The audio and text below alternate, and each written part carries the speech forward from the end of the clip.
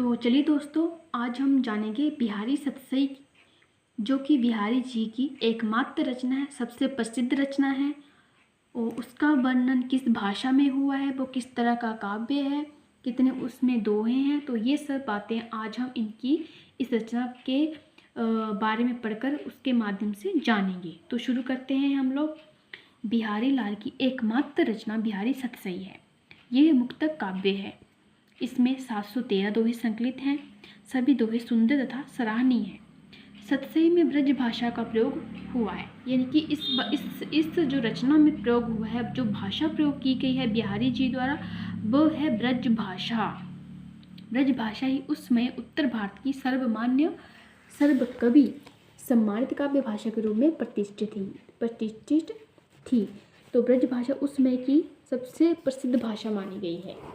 इसका प्रसार अधिक हो चुका था उस समय। इसमें अनेक रूपता का आना सहज संभावित था। बिहारी ने इसे एक रूपता के साथ रखने का सफल प्रयास किया है। तो ये उसमें की प्रसिद्ध भाषा थी। एक रूपता इसमें लाने का प्रयास किया है। एक रूपता लाने का प्रयास ही नहीं बल्कि एक रूपता लाई गई है। इससे ब्रज भाषा निखर उठी। सतसई को 3 प्रमुख भागों में विभक्त कर सकते हैं क्या उन्होंने विभक्त किया है। एक है नीति विषयक, दूसरे है भक्ति विषयक और तीसरी है आध्यात्मक भाव जो है तथा श्रृंगार पर ये काव्य है। इसमें श्रृंगार भाव अधिक है। श्रृंगार भाव में रूपांक, सौंदर्य उपकरण, नायक नायिका भेद और हाव भाव विलास का कथन किया गया है। नायक नायिका निरूपण में भी 3 भागों में मिलता है हमें। प्रथम में नायक कृष्ण के रूप में है और नायिका जो है वो राधा है। तो हम इनकी रचना में देखेंगे कि कृष्ण को नायक के रूप में, नायक यानी इंग्लिश में जिसे हम कहते हैं हीरो, और नायिका जो है राधा है। इनका चित्रण करते हुए धार्मिक एवं दार्शनिक विचार को ध्यान में रखा गया है, यानी कि धार्मिक भावों को ध्यान में रखा गया है, दार्शनिक भावों को भी ध्यान में रखा गया है। इसलिए इसमें गूढ़ अर्थ व्यंजना प्रधान है और आध्यात्मिक रहस्य तथा धर्म मर्म निहित है। द्वितीय रूप में राधा और कृष्ण का स्पष्ट उल्लेख नहीं किया गया है, किंतु उनके आभास की प्रदीप्ति की गई है। कृष्ण और राधा का स्पष्ट उल्लेख तो नहीं है, मगर फिर भी उनके आभास को पूर्ण प्रदर्शित करने का प्रयास किया है। उनको और कल्पनादर्श रूप रचकर आदर्श चित्र प्रस्तुत किए हैं। कल्पना के माध्यम से एक आदर्श चित्र प्रस्तुत करने का प्रयास किया गया है, यानी कि उनका चरित्र कल्पना के माध्यम से उभारने का प्रयास किया गया है, जिससे इसमें लौकिक वासना का विलास नहीं मिलता है। तृतीय रूप है लोक संभव नायक नायिका का स्पष्ट रूप मिलता है।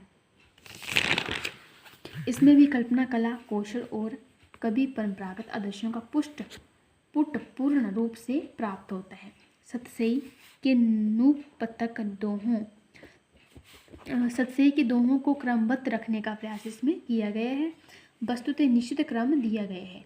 यह दोहे समय समय पर मुक्तक रूप में रचे गए, फिर चुनकर एकत्रित किए गए।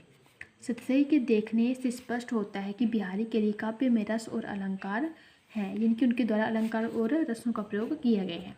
चमत्कार तथा कथन कौशल दोनों ही अनिवार्य हैं और आवश्यक हैं। इनके दोहों को 2 वर्गों में बांटा गया है। एक वर्ग में ऐसे दोहे जिनमें रस की प्रधानता है और रसात्मकता का भी विशेष ध्यान दिया गया है, यानी कि ऐसे दोहे जिनमें रस की प्रधानता यानी कि रसों का भरपूर प्रयोग किया गया है। दूसरे वर्ग में दोहे हैं जिनमें कथन कौशल कला की प्रधानता की गई, यानी कि कथन के माध्यम से बातों को स्पष्ट करने का प्रयास किया गया है।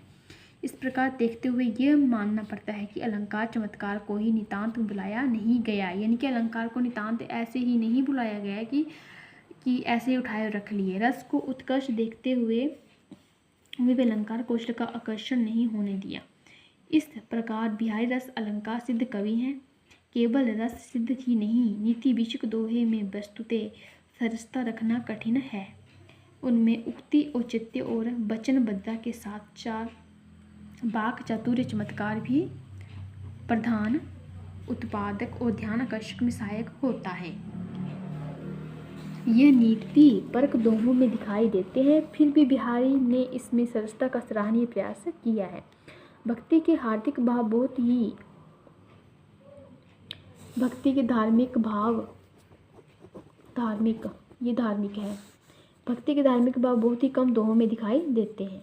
इस समय अवस्था विशेष में बिहारी के भावुक हृदय में भक्ति भावना का उदय हुआ और उसकी अभिव्यक्ति भी। बिहारी प्रभु की इच्छा को मुख्य, यानी कि बिहारी जो थे वो प्रभु की इच्छा को मुख्य मानते और उनकी इच्छा को मुख्य मानते हुए भी वह कार्य करते हैं। बिहारी ने मुक्तक रचनाओं जैसे आर्य सप्तशती, गाथा सप्तशती, अमर रूप शतक आदि से मूल भाव लिए हैं।